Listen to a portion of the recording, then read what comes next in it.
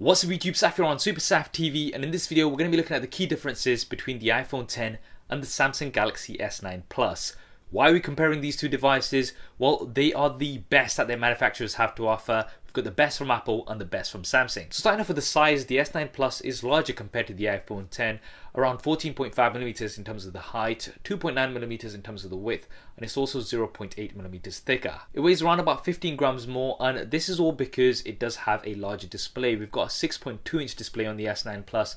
On the iPhone 10, we've got a 5.8-inch display. Now we've got OLED technology on both of these displays. On the S9 Plus, it is Super AMOLED, and on the iPhone 10, they are calling it a Super Retina display. Now, technical aspects aside, both of these are absolutely beautiful, and they've got deep blacks and very vibrant colors, some of the best displays out there. Now, I know some people are going to joke that Samsung has made the display for the iPhone 10 anyway, and yes, that is the case, but it's a great display, and I'm glad that Apple did go with OLED technology rather than LCD as they've done for their previous devices. Now, another great thing about both devices is that they have minimal bezels. With the S9 Plus, we've actually got smaller bezels compared to the S8 Pluses last year, and with the iPhone 10 we do have small bezels. We have that notch. I know some people don't like it. Personally, I don't mind it too much. We've got very high resolutions on both displays as well. However, the S9 Plus does have a higher pixel density. Now, it's not a huge deal, but it is going to be slightly sharper. Now, moving on to the build and design. With the iPhone 10, you've got metal frame with glass panels on the front and back. Looks and feels very premium.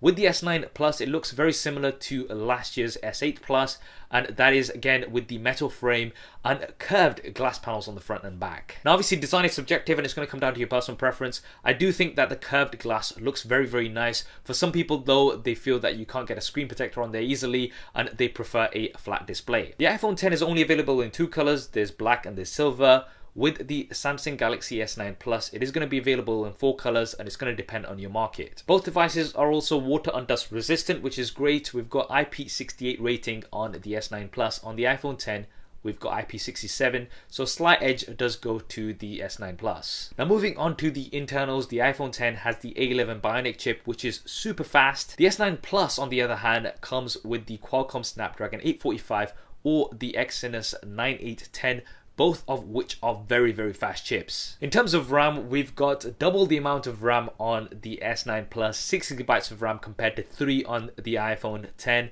Now, this should help in terms of multitasking, and my previous speed test that I did do with the iPhone 10 and the Samsung Galaxy Note 8, although the iPhone 10 was faster in loading up lots of the apps and games, it didn't manage to keep as many apps open as the Note 8 with 6GB of RAM. So this might be also the case with the S9 Plus. We will do some speed tests side by side to see which one of these is faster. Make sure you're subscribed to see that first. Now, the speed and performance is also going to come down to the operating systems and how well optimized they are. And we have iOS 11 on the iPhone 10. On the S9 Plus, we have Android Oreo with the Samsung Experience Skin on top. I've said this before, but in terms of which operating system is better, it does come down to your personal preference. Both have their advantages and disadvantages. Looking at storage, the iPhone 10 comes in 2 options, either 64GB or 256GB. You cannot expand this, however. With the S9 Plus, it definitely gets the advantage in this category with 128GB as a base, and that can be expanded via the micro SD card slot, and you can get a micro SD card of up to 400GB. Now let's take a look at the cameras. With the iPhone 10, we've got a dual camera setup. There is one wide angle with an f1.7 aperture, and then there is a telephoto camera with an f2.4 aperture, which is going to give you 2x optical zoom. Both are optically stabilized. Now, I've done lots of tests with the iPhone 10, lots of camera comparisons. It's definitely one of the best cameras out there right now. It's got great dynamic range and it's very reliable. I also like the portrait mode that comes out of the iPhone 10, and that's going to blur the background to give you some really nice looking shots. You've also got portrait lighting, which is going to let you toggle through some different effects after the fact. In my experience, this hasn't worked too well, especially when it comes to studio lighting. Now, with the S9 Plus camera, we've got some major changes. Samsung is saying this is the camera reimagined, and we've got dual 12 megapixel cameras, both optically stabilized, and there is a similar setup where we've got a wide angle as well as a telephoto. The telephoto also has an f2.4 aperture.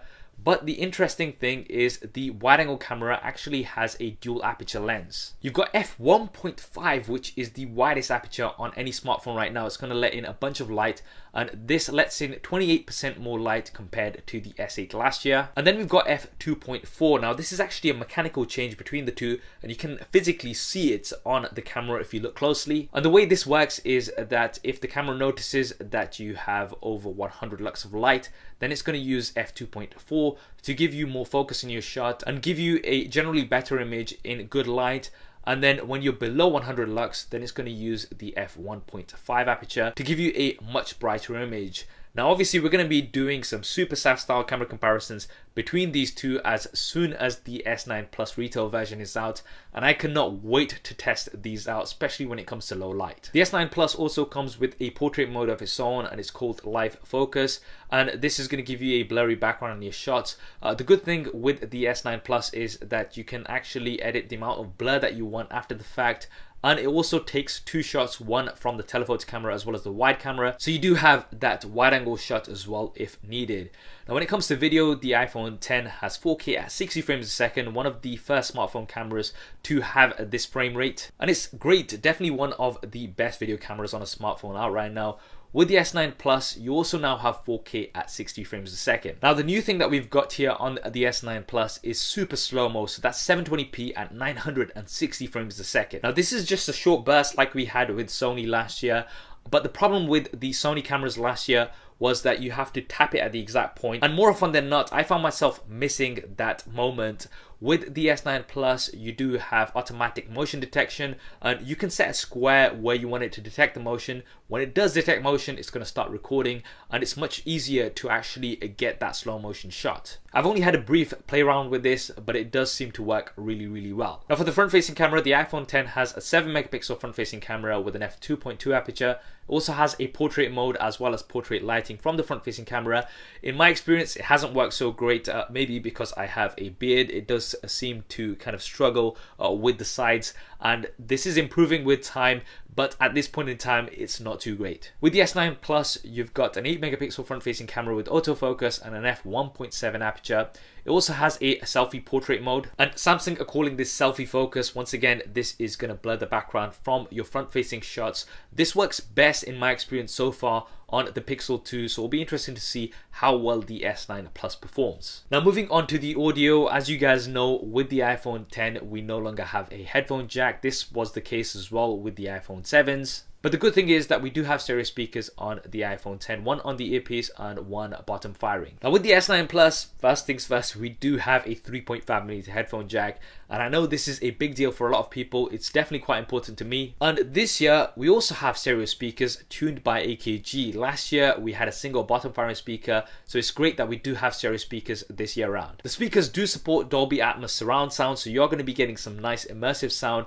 Which one of these sounds better? We are going to have to spend some more time and make an assessment. I'm no audiophile, so I'm probably not going to be the best person to comment on this, but I'm sure lots of my friends in the tech community will do. Now looking at the additional features that both devices offer, the iPhone 10 does have Face ID. This is a very advanced form of facial recognition, and it does work very well overall in my experience. With the S9 Plus, you actually have multiple unlock options. You've got a fingerprint scanner, which is now in a much more accessible position compared to what we had last year. It's now below the cameras in the middle, and it works really well. You've also got an iris scanner, which we had last year, as well as facial recognition, although the facial recognition is not as advanced as Face ID on the iPhone 10. But you do have something called Intelligent Scan. Now this is where it's going to use the iris scanner as well as facial recognition in combination to give you more security. So it is nice to have multiple options to unlock on the S9 Plus. With the iPhone 10, I've said this before, but in addition to Face ID, it would have been nice to have a fingerprint scan on the Apple logo at the back. I just think there's certain situations where Face ID isn't ideal, when your face is half sunken in the pillow and things like that. And in situations like that, Touch ID on the back in addition would have been nice. For the AI assistants, we've got Siri on the iPhone 10, and we've got Bixby on the S9 Plus.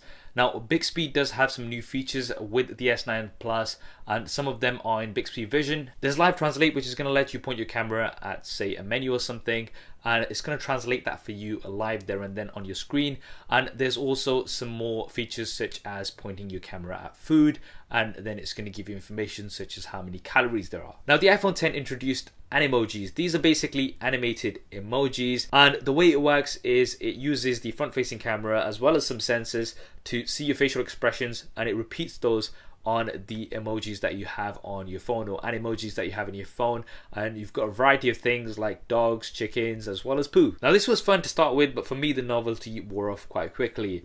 Now Samsung has an answer to animojis, and they are calling it AR emoji. And the way this works is you actually have a 3D character which is supposed to look like you. It uses your image to build this character, and then you can edit that character too. And then it's going to look at 100 features on your face to give realistic expressions to this AR emoji. I did a quick test of this. It didn't actually look much like me, but I guess I have to spend some more time with it. Now personally speaking, I think as with Animoji, this is something that I'd probably use for a bit and then just forget about later on. I don't know, this might be something that you enjoy. Now moving on to the batteries, the iPhone 10 has a 2716 mAh battery. This is non-removable, and it's actually been pretty good in my usage. With the S9 Plus, you have a larger 3500 mAh battery, and we'll see how well this performs in day-to-day usage. Now both devices support wireless charging, although you do have fast wireless charging on the S9 Plus.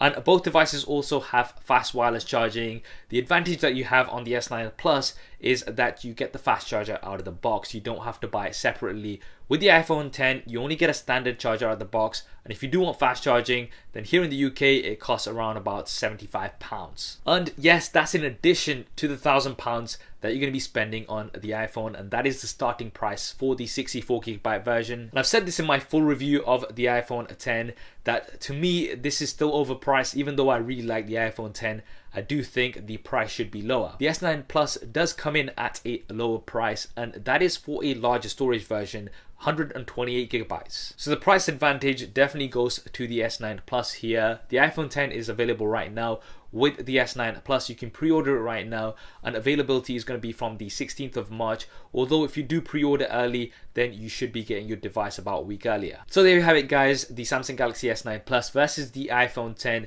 These are the best of the best from Samsung and Apple right now. And I know some of you guys are going to be saying that why didn't I compare the iPhone 10 to the S9, the regular S9?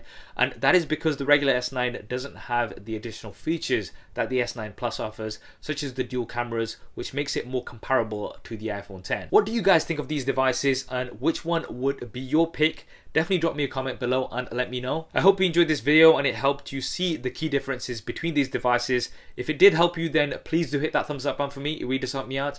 And if you haven't already, then be sure to subscribe and switch on notifications. We've got lots more quality content coming up on this channel, including lots of comparisons, super Saf style, as soon as we have the S9 Plus retail unit in hand. Thanks for watching. This is Saf on Super Saf TV, and I'll see you next time.